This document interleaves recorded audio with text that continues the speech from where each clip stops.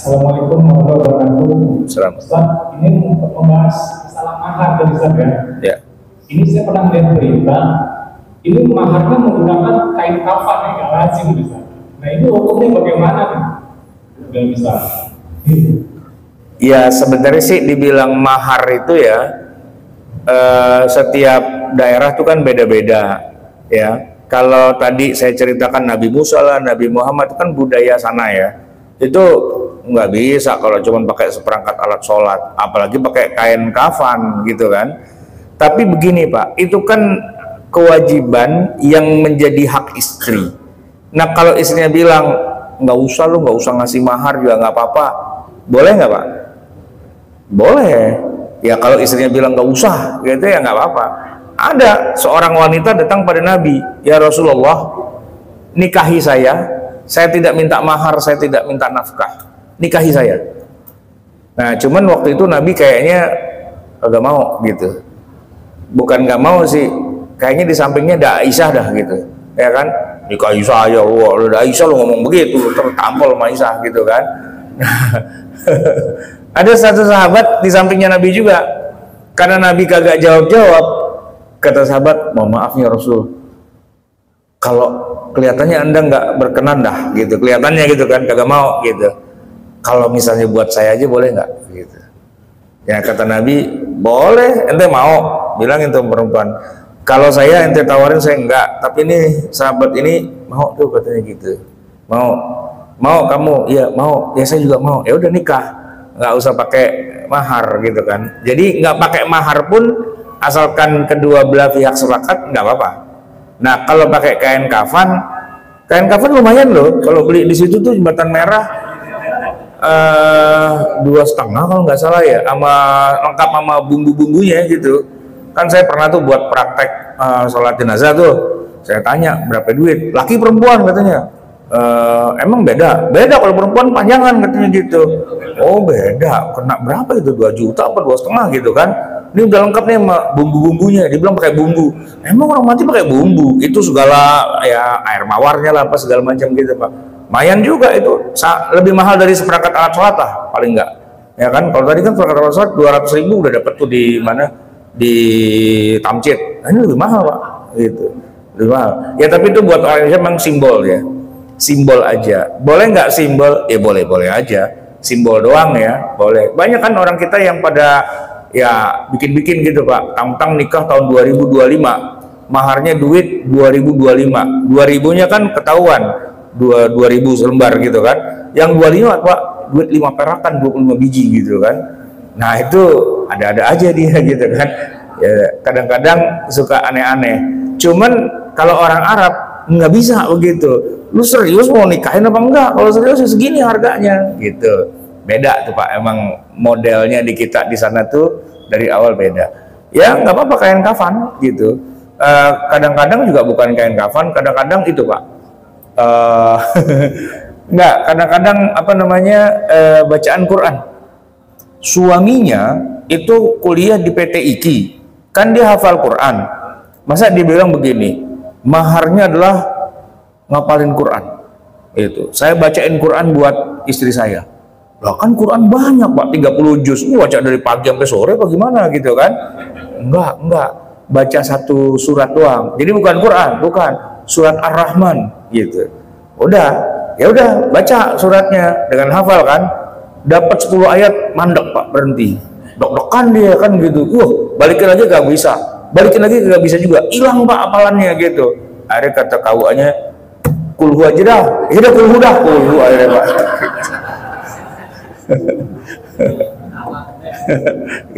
Kulhu aja lo ribet, lo pakai Ar-Rahman segala. Ar-Rahman kan ribet Pak, ada fabi ayyi ala rabbikum tukadziban 31 kali kan puyeng itu.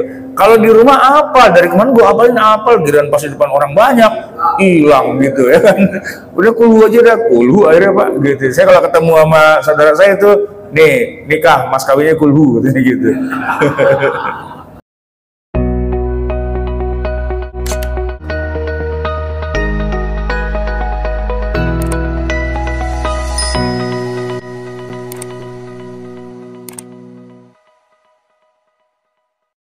Bismillahirrahmanirrahim. Assalamualaikum warahmatullahi wabarakatuh.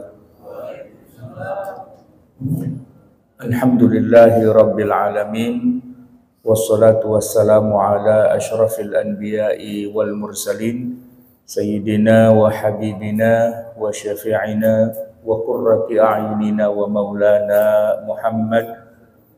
Allahumma salli wa sallim wa barik alaih. Hadirin jamaah yang dirahmati Allah, kajian kita malam hari ini terkait dengan fikih kontemporer. Kita akan membahas salah satu subbagian dari fikih munakahat. Yang besarnya adalah fikih tentang pernikahan. Tapi yang akan kita bahas dalam kesempatan ini adalah salah satu kesunahan dari sebuah pernikahan, yaitu dilaksanakannya pesta pernikahan atau walimah. Jamaah sekalian, akad nikah itu adalah yang paling utama dalam sebuah pernikahan. Namun akad itu akan menjadi lebih sempurna apabila diteruskan dengan pesta pernikahan.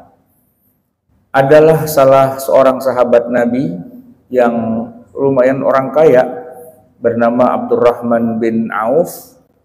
Beliau ketika melakukan akad nikah ternyata nggak ngundang-ngundang, Pak. Yang penting akad aja, yang penting udah sah. Lalu oleh Nabi ditegur, kata Nabi, aulim, bikinlah walimah. Walau bisyatin, walaupun hanya dengan menyembelih seekor kambing. Aulim, bikinlah walimah. Nah jamaah sekalian, walaupun walimah itu bukan rukun nikah, juga bukan syarat dari nikah, tapi itu bagian dari syiar, di mana tujuannya selain untuk mengumumkan, ya juga untuk bisa mendapatkan doa restu, ya. Juga selain itu juga untuk tahaddus bin ni'mah, untuk bersyukur kepada Allah dan tujuan-tujuan yang lainnya. Yang pasti yang paling utama adalah itu bagian dari syiarul aulia. Nah, oleh karena itu kita bahas malam hari ini tentang fikih walimah. Jamaah yang dirahmati Allah, kata walimah sendiri di dalam bahasa Arab, ya, itu bisa kita cari di dalam kamus, ya, di dalam sumber bahasa, yaitu para ulama mengatakan begini, bahwa yang namanya pernikahan dan adanya pesta atau walimah itu pada dasarnya yang namanya walimah adalah undangan untuk makan. Undangan untuk makan. Jadi walimah itu memang intinya orang diundang untuk hadir tadi, untuk bisa pertama memberitahu bahwa ini sudah terjadi pernikahan, bukan diem-diem.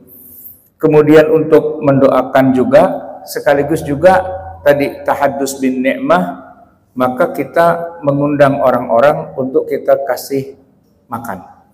Jadi pada dasarnya walimah itulah bisa diartikan secara bahasa undangan makan.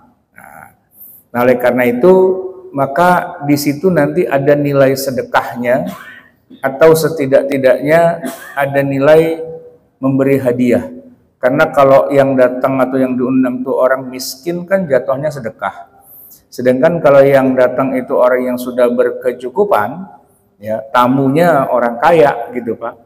Tetap aja kita kasih makan, ya, dimana dengan cara dia makan itu kita jadi memuliakan tamu, ikramud duyuf, dan dari situ kita dapat pahala juga. Yaitu apa?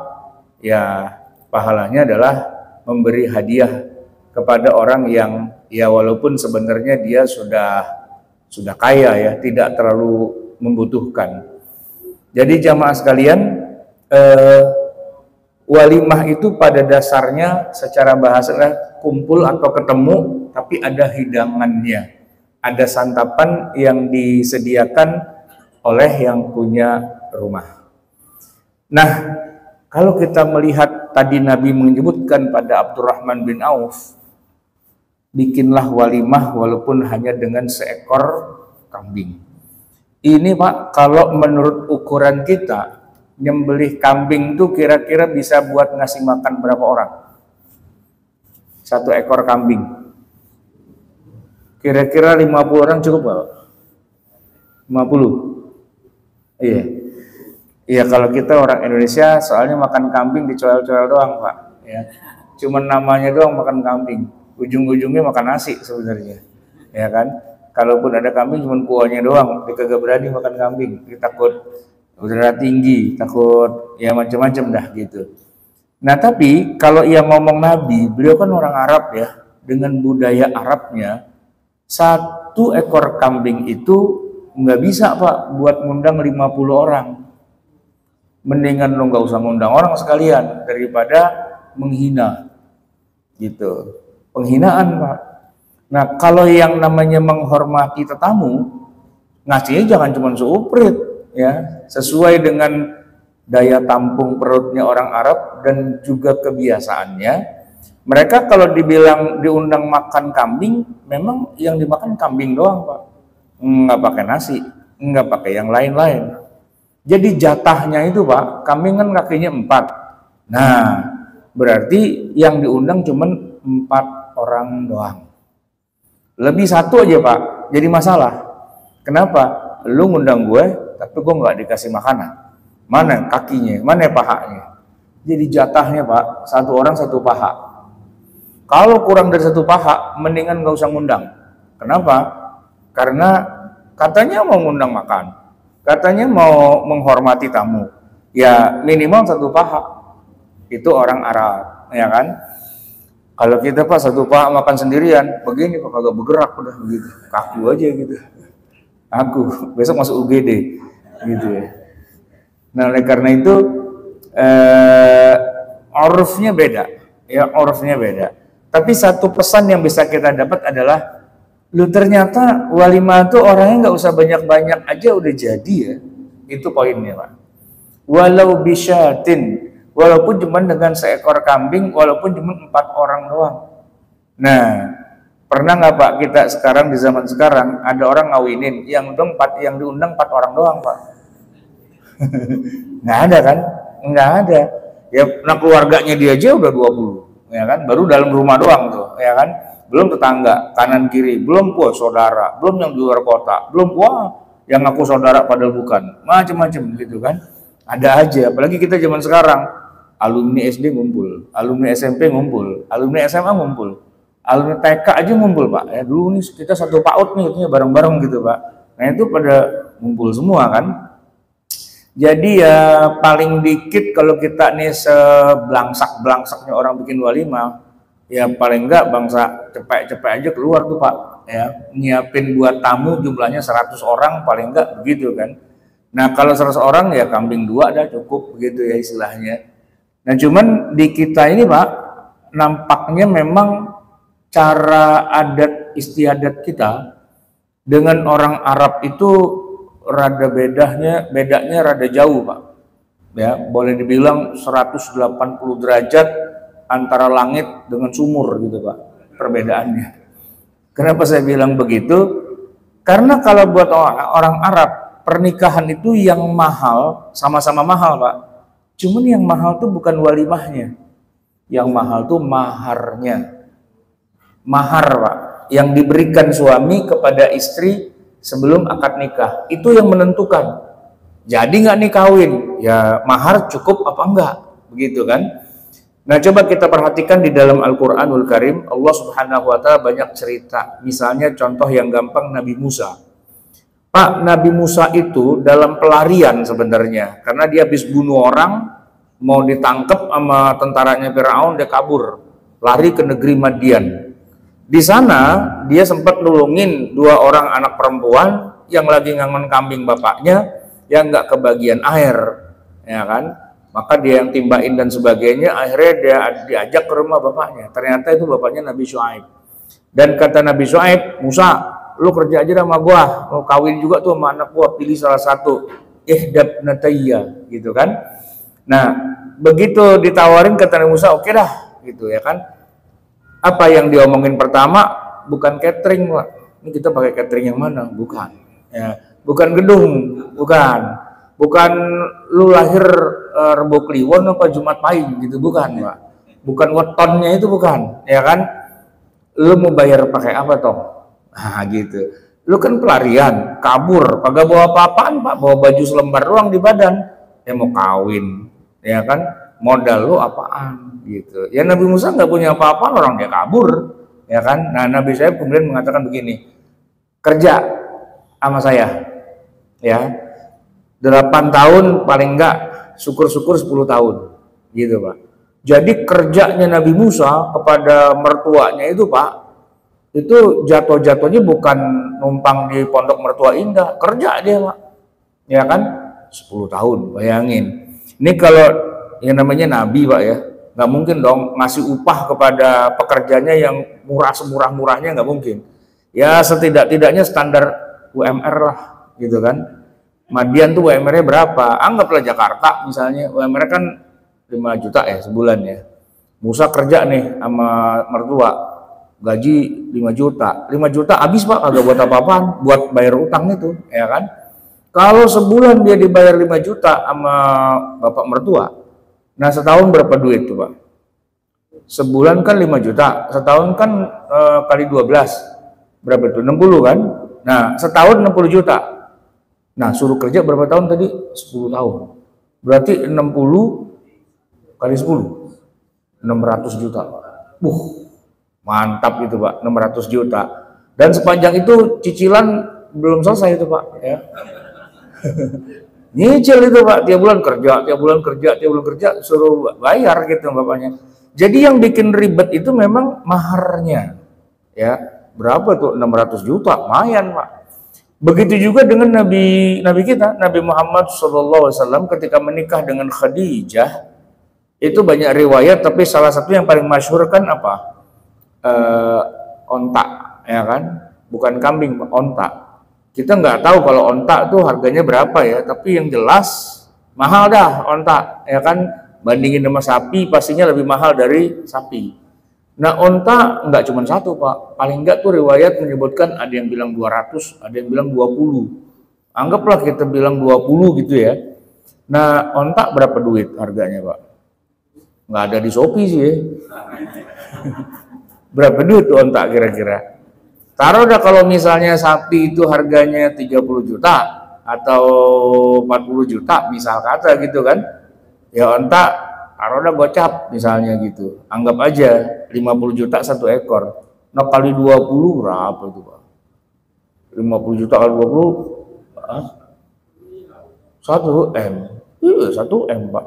Pernah Pak ada orang nikah di sini gitu, mahar 1 M? Oh nggak ada. Yang ada seperangkat alat sholat, nah gitu aja udah, ya kan? Seperangkat alat sholat udah gitu doang. Seperangkat alat sholat tuh kalau kita hitung harganya berapa duit Pak? Kita bawa duit 100.000 ya, 2 lembar ke Tamcid, udah dapat banyak tuh Pak di Tamrin City itu. Ya apaan aja ada, dapat sejadah, dapat mau kena kayak mau enggak, pokoknya dapat dah semua gitu kan. Gali cuma nopek doang Pak, itu dapat segala itu. Nah jadi memang kalau di kita tuh tadi saya bilang kayak langit sama sumur sama bangsa Arab ya. Madian itu negeri Arab juga tuh Pak, mahal juga begitu. Ini Pak di Mesir kalau orang nikah itu Pak, akadnya itu nggak kayak kita di sini. Kalau di sini kan saya terima nikahnya, mas kawinnya dengan mas kawin tersebut dibayar tunai. Wah kencang tuh Pak, dibayar tunai. Tunai lah, orang cuma seperangkat alat sholat tunai ya kan. Nah kalau di Mesir Pak kagak bisa. Masa lu nikahin anak gua cuma seperangkat alat sholat? Nggak bisa. Itu minimal rumah Pak. Ya rumah mereka mau tinggal berdua, nah itu maharnya suami kepada istri. Jadi waktu ngelamar nih, aneh serius nih sama anak ente gitu, ya kan? Jadi indah gitu.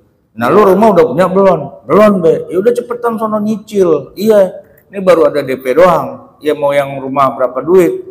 Taruh ada rumah 200 juta ya. rumah S S S rumah sangat sederhana sekali. Nah gitu. Misalnya 200 juta Pak, nah lu udah punya duit berapa Tong? Ya baru 5 juta Be, ya udah siniin 5 juta Pak. Kurangnya kan masih 195 juta gitu kan, cicil. Maka nanti akad nikah bunyinya begitu, saya terima nikahnya mas kawinnya dengan mas kawin tersebut di atas nyicil. Nah gitu, kagak enak gitu, kagak enak gitu kan. Tapi begitu, makanya di sana tuh yang namanya mas kawin nggak disebut mas kawin Pak, disebutnya DP. Orang Mesir tuh nyebutnya muqaddam.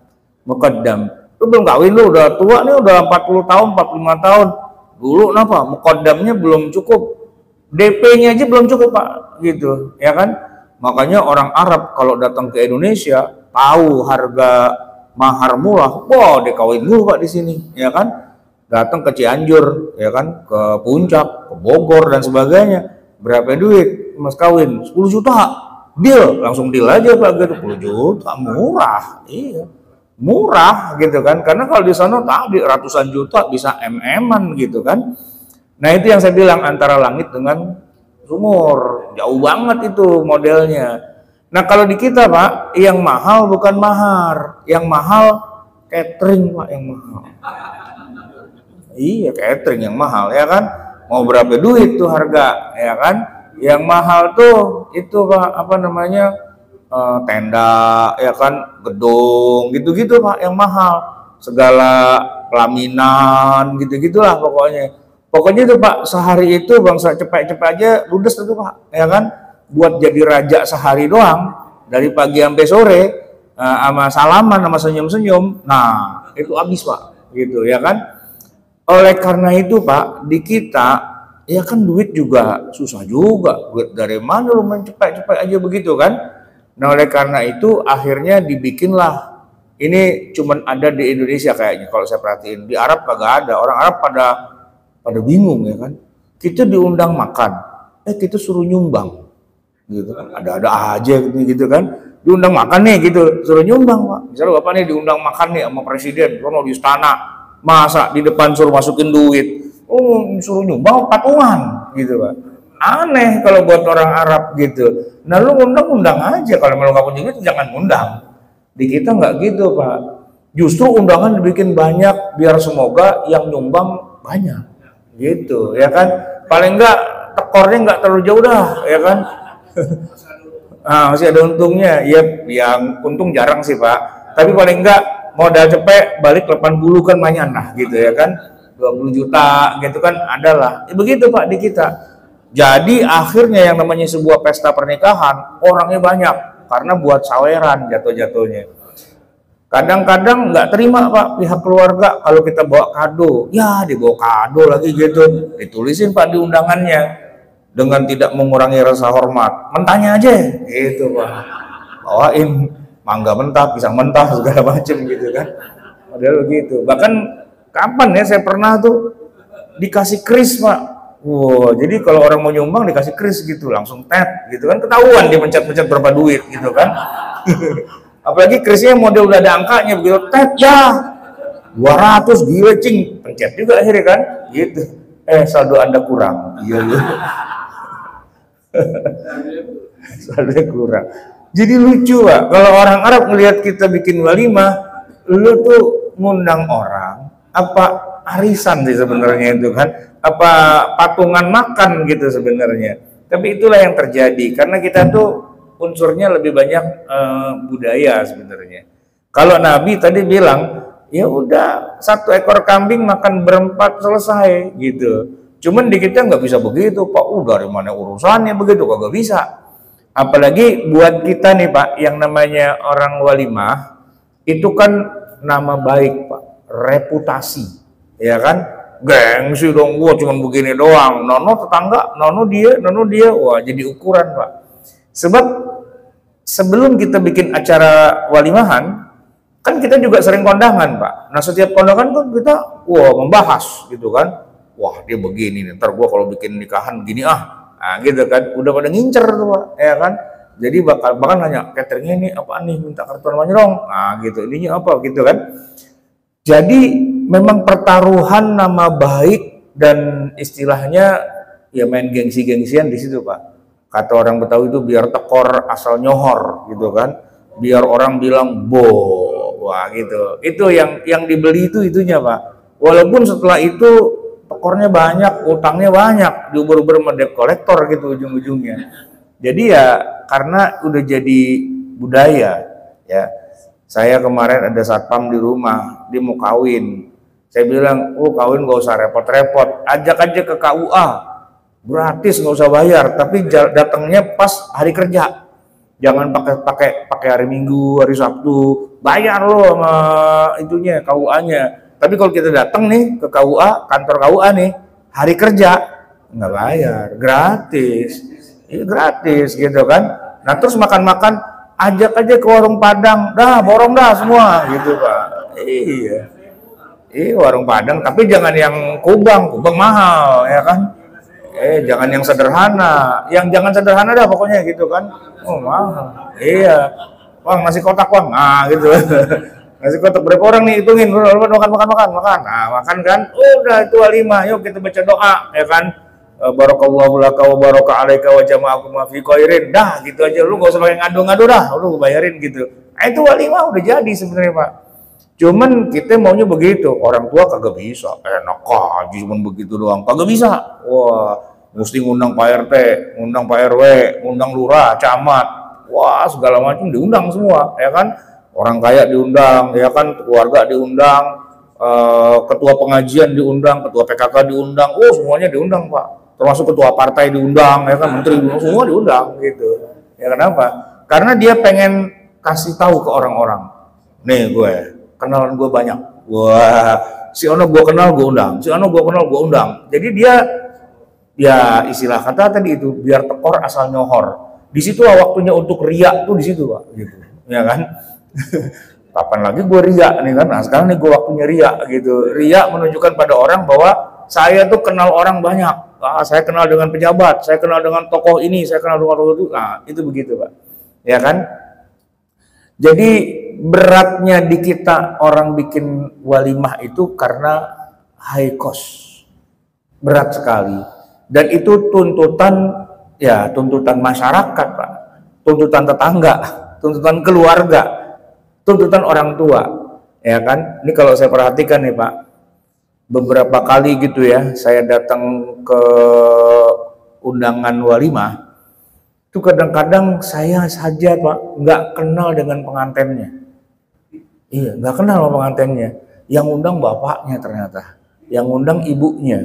Kadang-kadang lebih parah lagi Pak, bapaknya juga saya gak kenal, ibu juga saya gak kenal. Biasanya nggak kenal juga gitu. Lah ini orang kenal gue dari mana ya tiba-tiba diundang gitu kan? Dan ternyata yang undang adalah di bagian bawah Pak, turut mengundang nomor 5. Oh dia yang undang saya gitu kan. Kenal kagak sama pengantin siapa, nggak kenal itu Pak. Dan saya sendiri kan pernah jadi pengantin juga Pak, zaman dulu ya. Ya itu Pak, yang diundang rata-rata juga saya sebagai pengantin kagak kenal juga gitu. Ini siapa gitu kan? Ternyata tamunya bapak saya, tamunya ibu saya kan gitu ya, nggak kenal. Tamunya nggak kenal sama pengantin, pengantin nggak kenal sama tamunya. Iya loh, jadi lucu Pak, ya kan? Padahal Pak seharian diri aja salaman, ya kan? Dari pagi sampai siang sampai sore dijemur tuh Pak, berdiri aja gitu kan? Dan tadi saya bilang orang kita tuh kalau nggak ngundang orang kecamatan tuh kayaknya kagak sah gitu. Sehingga ya di dalam gedungnya, kalau dia nyewa gedung ya, atau di lokasinya itu penuh, nah parkirannya penuh juga Pak, ya kan? Bahkan kalau perlu jalanan kita gusur. Nah ini udah kacau nih Pak nih, ya, jalanan dipakai gitu kan, sehingga hari Sabtu ya kan di satu wilayah atau hari Minggu Pak, itu yang nikahan ada 5. Lewat sini tutup, lewat situ tutup, lewat mana tutup. Nah gue mau lewat mana nih gitu kan? Nah itu udah budayanya kita begitu tuh Pak. Jadi yang namanya walimahan adalah harus nutup jalan, dan kalau kagak bikin macet sampai 5 kilo kurang sukses gitu Pak. Jadi ukuran kesuksesan itu adalah bisa bikin onar di tengah masyarakat, bisa ya menzolimi orang yang lewat. Nah itulah ukuran kesuksesan. Mana ditulis lagi mohon doa restu. Ini yang macet nih Pak, udah ngomel-ngomel, apaan sih ini macet udah kabut? Orang kawinan, gua doain lu cepet cerai lu gitu Pak. Kesel. Bikin macet aja lu jalanan gitu Pak. Tapi lu begitu modelnya, ya kan? Kadang-kadang jalanan digalin karpet, dipasangin tenda, jalanan itu Pak, ya kan? Orang mau lewat jadi bingung. Tapi emang udah modelnya begitu Pak di kita. Mau dikatain kayak gimana juga kagak bisa. Emang katanya juga, emang teka gitu kan. Saya bilang ini nggak ganggu warga. Orang Pak RW-nya yang bilang boleh katanya gitu. Ya susah kan gitu ya. Pak RT-nya bilang boleh, Pak RW-nya bilang boleh, masyarakat teman bilang boleh. Ya udah mau bilang apa? Ya kan? Ya memang udah budaya. Kalau cara walimah cuman seturuan doang dianggap ya lu kecil-kecilan bikin walimah, emang bunting duluan apa gimana? Gitu Pak. Ya kan kalau bikin kecil-kecilan itu dianggap memang kecelakaan kan gitu. Orang bilang kalau yang gede-gedean tuh kesannya jadi kayak seru gitu Pak. Nah jemaah sekalian, terkait dengan hukum fikih walimah, kan ada hadis Nabi yang menyebutkan bahwa apabila kamu diundang untuk walimah maka datanglah gitu ya. Datangilah, karena kalau nggak datang itu jatuhnya jadi ya dosa. Idza du'iya ahadukum ilal walimati falyatiha. Ini Sahih Bukhari, Sahih Muslim. Apabila kamu diundang walimah maka datangilah. Ya. Dan ada juga Nabi SAW bersabda, wa man taraka da'wata faqad asallaha wa rasulahu. Siapa orang yang meninggalkan undangan, dia diundang tapi dia nggak datang, faqad asallaha, dia sudah bermaksiat kepada Allah wa rasulahu dan rasulnya. Itu hadis Sahih Muslim. Nah yang jadi pertanyaan adalah begini Pak.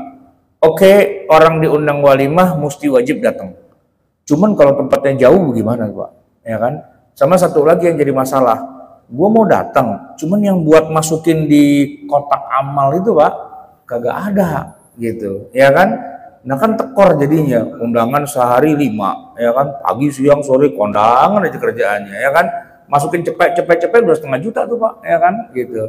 Nah maka orang pada bertanya-tanya, Ustaz, saya diundang banyak banget ini, kalau saya kagak datang dosa tuh gimana ceritanya? Gitu. Nah jawabannya gini Pak, dikatakan siapa yang diundang untuk datang walimah dia wajib datang itu, ini kan hadis Nabi kan. Bapak bayangin di masa Nabi ketika Nabi bilang kayak gitu, kira-kira Pak kalau ada orang ngundang walimah itu kira-kira dia pakai kartu undangan apa pakai WA undangnya? Pakai kartu undangan apa pakai WA atau pakai SMS? Enggak lah, datang dia ke rumahnya, ya kan? Assalamualaikum, salam. Weh, ada tamu tumben. Iya nih, saya mau ngawinin Bang, gitu. Datang ya tanggal sekian, gini. Oh iya, insya Allah. Nah, udah bilang insya Allah kan? Lu nggak datang, nah itu dosa Pak. Gitu. Nah di zaman sekarang, siapa yang ngundang datang ke rumahnya kalau bukan saudara ya? Nah, kan cuma sebar undangan aja. Tadi saya bilang, yang undang aja kagak kenal, gitu kan? Yang undang aja kagak kenal, nih siapa ini orang? Udah lu undang aja, duitnya banyak dia no. Ntar kalau datang kan lumayan lo, gitu kan? Kayak gitu, ya kan? Nah undangan datang Pak ke rumah, baca, ya di siapa nih ya? Nggak ada yang kenal, kedua mempelai nggak kenal, ya kan? Bapaknya ibunya nggak kenal, gitu, nggak ada yang kita kenal, ya kan? Dan kita juga nggak pernah bilang, insya Allah saya datang, nggak juga. Undangan datang aja begitu, nyelonong, kagak ada bilang-bilangnya kagak apa. Apa kita jadi dosa kalau kita nggak datang, ya kan? Nah konteksnya harus kita lihat bahwa kalau di masa Nabi orang dikatakan ngundang walimah, dia datang ke rumah, ya kan, dia sowan, kemudian dia ngomong, kira-kira nanti bisa hadir nggak, gitu kan? Insya Allah saya hadir. Nah, kalau udah ngomong insya Allah saya hadir, dia kagak datang, namanya al-wa'du dainun, janji itu utang. Makanya kalau nggak ditepatin, jadi urusan, gitu ya. Nah, kalau kita di zaman sekarang, ya kan, ya lo mau datang syukur, lo nggak datang nggak apa-apa juga, gitu. Sehingga hukumnya akan menyesuaikan dengan realitas zaman. Gambarannya gini Pak, mungkin kalau orang walimahan di rumah, ya di rumah nih Pak, ibarat kata datang kesorean dikit atau kesiangan dikit gitu kan, ya makanannya udah habis gitu Pak, ya kan? Ada sih sayur cuman kuahnya doang, diubek-ubek kagak ada isinya gitu kan, cuman kuah doang gitu ya kan? Itu kan wajar-wajar aja. Lagian lu datang belakangan, datang duluan gitu ya. Tapi bayangin Pak, di zaman sekarang orang nikahnya tuh di bintang 5, gitu kan? Itu Pak, satu orang tamu undangan itu angkanya udah lumayan tuh Pak. Per pax-nya itu berapa itu? Yang bintang 5 mau mahal itu bisa 2 juta, 3 juta tuh per orang gitu loh. Lu udah bilang mau datang, udah disiapin tempatnya, kagak datang, nah kan mubazir, ya kan? Udah dipesan tapi kagak dimakan gitu istilahnya. Nah, maka perlu ada yang namanya persetujuan dulu. Kalau ente saya undang, ente bisa hadir apa enggak? Zaman sekarang tuh cakep tuh Pak tuh, ya kan? Undangan dikirim pakai WA elektronik gitu kan? Dimohon konfirmasi kehadirannya. Kenapa? Gue mau hitung yang datang berapa gitu. Nah, itu penting untuk memberitahu itu. Sama yang kedua Pak, kalau diundang, ya yang diundang Anda gitu ya, dan istri, berarti dihitungnya kan 2 tuh Pak, ya kan? Nah, jangan bawa teman, bawa tetangga, bawa saudara, bawa yang lain. 12 orang datang, makan banyak banget lagi gitu, nambah lagi gitu kan. Tekor nih urusan begitu ya. Ya, kita nggak bisa bilang, nah lu ngundang, nah gue datang gitu. Yang diundang lu doang gitu kan. Dan diharapkan sebelum berangkat udah makan dulu di rumah. Sini mah cuma nyicipin baksonya doang sama somanya doang gitu kan. Nah itu Pak yang jadi urusan tuh di situ sebenarnya. Jadi memang sih nggak ada salahnya ngundang orang banyak tapi makanannya cukup apa enggak. Nah itu yang jadi urusan Pak. Sama satu lagi yang terakhir nih, nanti sebelum kita diskusi tanya jawab terkait dengan masalah tempat pelaksanaan. Ya. Benar sekali bahwa Nabi itu mensunnahkan kalau yang namanya orang akdun nikah itu di masjid. Itu memang disunnahkan begitu. Tapi ketika bicara tentang walimah, nah ternyata Nabi men-settingnya itu beda Pak. Akad nikah, walimah. Itu 2 hal yang nggak jadi satu. Ya. Dan biasanya kalau para ulama nih kalau bikin urut-urutan tuh, nikah itu yang paling afdol di hari Jumat. Di hari Jumat, sore ba'da asar, ya kan? Itu yang paling afdolnya, mungkin pagi nggak apa-apa, siang atau tapi di Jumat. Nah, walimahnya itu tidak dalam satu hari yang sama. Mungkin bisa seminggu kemudian, atau 2 minggu kemudian, atau sebulan kemudian. Mepet-mepetnya ya kalau akad nikahnya ngapain Pak? Oh tisu. Boleh Pak? Boleh. Kalau akad nikahnya hari Jumat, kemudian walimahnya hari Sabtu atau hari Minggu, itu kan sudah beda hari gitu kan? Kenapa harus beda hari? Nah, sunnahnya adalah akad nikah ke walimah itu harus sunnahnya doang sih ya. Sudah terjadi dukhul, sudah terjadi jima gitu. Nah oleh karena itu Pak, kalau secara teknis ada orang nikahnya pagi jam 7 terus walimahan resepsinya jam 11, agak sempat itu Pak, agak sempat, buru-buru ya kan, woi cepetan woi, banyak tamu, dulu belum dukhul nih, dari tadi kagak masuk-masuk gitu kan, wah repot itu Pak urusannya gitu. Maka afdolnya bukan di hari yang sama, di hari yang berbeda gitu ya. Nah sama tadi tempatnya adalah tempatnya kalau akad nikah itu di masjid. Nah kalau walimah itu tidak di dalam masjid, di luar ya, apakah di halamannya ataukah di rumah siapa gitu. Kenapa? Karena pas lagi walimah itu ya kan tadi makan-makan lah ya kan, Nabi bilang pukulkan alat musik lah dan sebagainya, dan itu nanti bentrok dengan masjidnya. Itu di masa Nabi. Nah di masa sekarang justru masjid lah nyewain tempat walimahan ya kan.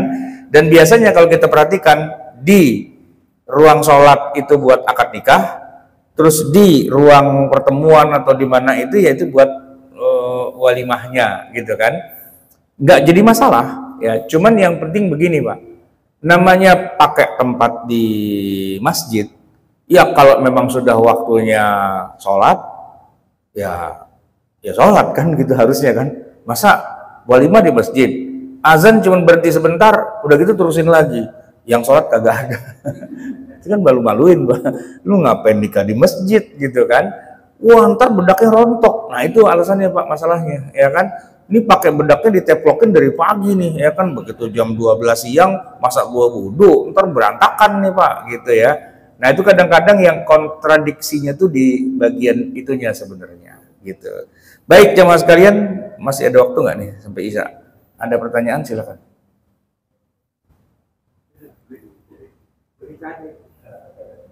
Assalamualaikum warahmatullahi wabarakatuh. Ya, waalaikumsalam. Ada seorang laki-laki Islam dan bukan Islam. Maksudnya si cewek ini masuk Islam setelah kita masing-masing balik lagi yang cewek gimana? Tapi waktu nikah udah masuk Islam ya? Setelah ada keluarga. Terus pertanyaannya adalah gimana tuh? Maksudnya gimana menurut hukumnya? oh iya, kalau secara hukum orang murtad ya pastinya apa namanya batal semua semua pahala amalnya kan hilang Pak, ya kan. Syukur-syukur dia jangan mati dulu gitu kalau bisa, soalnya begitu dia mati bubar semua tuh, ya kan. Masalah anak. Kenapa? Masalah anak dan keturunan. Anaknya maksudnya? Dia kan masing-masing ada nanti keturunan. Ya anaknya tetap anaknya dia sih, namanya dia hasil perkawinan berdua kan. Yang ditanya Apa jatuhnya dia zina? Oh maksudnya gini, nikah pakai Islam, Ya. setelah itu salah satunya murtad, tapi nggak cerai gitu, tetap apa jalan terus gitu ya. Nah, ya pertanyaannya gini Pak, apakah orang yang beragama Islam begitu dia murtad, otomatis pernikahannya lepas? Nah itu jadi bahan perdebatan di antara para ulama. Kenapa? Karena gini, terurainya ikatan pernikahan itu antara orangnya meninggal atau cerai atau fasakh. Bagaimana dengan orang murtad? Apakah otomatis cerai? Itu para ulama berdebat sampai jam 3 subuh belum selesai itu Pak. Khilafiyah, ya kan? Antara yang bilang iya itu berarti cerai, gitu kan? Nah kalau memang itu cerai, gitu, tapi kan nggak ada kata-kata talak, gitu, tidak ada kata-kata fasakh dan sebagainya. Nah karena sebagian ulama mengatakan begini, dia tidak boleh jima, tapi hubungan tetap masih sebagai suami dan istri, gitu. Tidak boleh jima. Nah, kalaupun dia jima, apakah jatuhnya adalah zina? Nah, perdebatan diterusin lagi Pak, sampai jam 7 pagi belum selesai juga itu Pak, gitu. Khilafiyah di antara para ulama tentang hukumnya, gitu. Apakah murtadnya salah satu pasangan menyebabkan mereka jadi cerai atau tidak? Itu khilafiyah. Dan kemudian kalaupun disepakati tidak boleh jima, seandainya mereka jima juga, itu apakah hukumnya sebagai zina, lalu anaknya jadi anak zina? Khilafiyah juga tuh Pak, ya kan? Kira-kira seperti itu. Baik, ada lagi Pak? Ya. Assalamualaikum warahmatullahi wabarakatuh. Salam. Ustaz, ini membahas masalah mahar tadi Ustaz ya. Ya. Ini saya pernah lihat berita, ini maharnya menggunakan kain kafan ya, nggak lazim Ustaz. Nah ini hukumnya bagaimana nih? Udah bisa. Ya sebenarnya sih dibilang mahar itu ya setiap daerah itu kan beda-beda ya. Kalau tadi saya ceritakan Nabi Musa lah, Nabi Muhammad itu kan budaya sana ya. Itu nggak bisa kalau cuma pakai seperangkat alat sholat, apalagi pakai kain kafan gitu kan. Tapi begini Pak, itu kan kewajiban yang menjadi hak istri. Nah kalau istrinya bilang nggak usah lu, nggak usah ngasih mahar juga nggak apa-apa, boleh nggak Pak? Boleh. Ya kalau istrinya bilang nggak usah, gitu ya nggak apa-apa. Ada seorang wanita datang pada Nabi, ya Rasulullah, nikahi saya tidak minta mahar, saya tidak minta nafkah, nikahi saya. Nah cuman waktu itu Nabi kayaknya nggak mau gitu. Bukan nggak mau sih, kayaknya di sampingnya ada Aisyah dah gitu, ya kan? Nikahi saya, wah, ada Aisyah lu ngomong begitu, tertampol sama Aisyah gitu kan? Ada satu sahabat di sampingnya Nabi juga, Karena Nabi kagak jawab-jawab, kata sahabat, mohon maaf ya Rasul, kalau kelihatannya Anda nggak berkenan dah gitu, kelihatannya gitu kan, kagak mau gitu. Kalau misalnya buat saya aja boleh nggak gitu. Ya kata Nabi, boleh, ente mau, bilang itu perempuan. Kalau saya ente tawarin saya enggak, tapi ini sahabat ini mau tuh katanya gitu. Mau kamu, iya mau, ya saya juga mau. Ya udah nikah, nggak usah pakai mahar gitu kan. Jadi nggak pakai mahar pun asalkan kedua belah pihak sepakat nggak apa-apa. Nah kalau pakai kain kafan lumayan loh. Kalau beli di situ tuh Jembatan Merah 2,5 kalau nggak salah ya, sama lengkap sama bumbu-bumbunya gitu. Kan saya pernah tuh buat praktek sholat jenazah tuh. Saya tanya berapa duit, laki perempuan katanya. Emang beda kalau perempuan panjangan katanya gitu. Oh beda, kena berapa itu, 2 juta apa 2,5 gitu kan. Ini udah lengkap nih sama bumbu-bumbunya, dibilang pakai bumbu. Emang orang mati pakai bumbu, itu segala ya air mawarnya lah apa segala macam gitu Pak. Lumayan juga itu, lebih mahal dari seperangkat alat sholat lah paling enggak. Ya kan, kalau tadi kan seperangkat alat sholat 200.000 udah dapet tuh di mana, di Tamcit. Nah, ini lebih mahal Pak, gitu. Lebih mahal. Ya tapi itu buat orang Indonesia memang simbol ya. Simbol aja. Boleh nggak simbol? Ya boleh-boleh aja. Simbol doang ya, boleh. Banyak kan orang kita yang pada ya bikin-bikin gitu Pak. Tang-tang nikah tahun 2025. Maharnya duit 2025. 2000-nya kan ketahuan. 2000 selembar gitu kan. Yang 25 Pak, duit 5 perakan 25 biji gitu kan. Nah, itu ada-ada aja dia gitu kan. Ya, kadang-kadang suka aneh-aneh. Cuman kalau orang Arab nggak bisa begitu. Lu serius mau nikahin apa enggak? Kalau serius ya segini harganya gitu. Beda tuh Pak, emang modelnya di kita di sana tuh dari awal beda. Ya nggak apa-apa kain kafan gitu. Kadang-kadang juga bukan kain kafan, kadang-kadang itu Pak. Enggak, kadang-kadang apa namanya bacaan Quran. Suaminya itu kuliah di PT IKI, kan dia hafal Quran. Masa dia bilang begini, maharnya adalah ngapalin Quran. Itu. Saya bacain Quran buat istri saya. Lah kan Quran banyak Pak, 30 juz. Baca dari pagi sampai sore apa gimana gitu kan? Enggak. Baca 1 surat doang. Jadi bukan Quran, bukan. Surat Ar-Rahman gitu. Ya udah baca suratnya dengan hafal kan. Dapat 10 ayat mandek Pak, berhenti.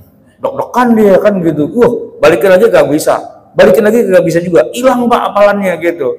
Akhirnya kata kauannya, kulhu aja dah. Ya udah kulhu akhirnya Pak.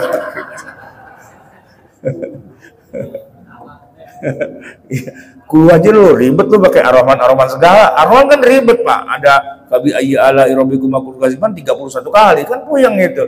Kalau di rumah apal, dari kemarin gua apal, giliran pas di depan orang banyak hilang gitu ya kan. Udah kulhu aja dah, kulhu akhirnya Pak gitu. Saya kalau ketemu sama saudara saya itu, nih nikah mas kawinnya kulhu gitu. Ada lagi Pak? Cukup?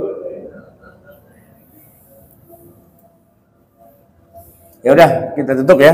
Bismillahirrahmanirrahim. Alhamdulillahirabbil alamin. Hamdan yuwafi ni'amahu yukafi mazidah ya rabbana lakal hamdu wa lakal syukru kama yanbaghi li jalali wajhika wa li 'azimi sultanik subhanaka la nuhsi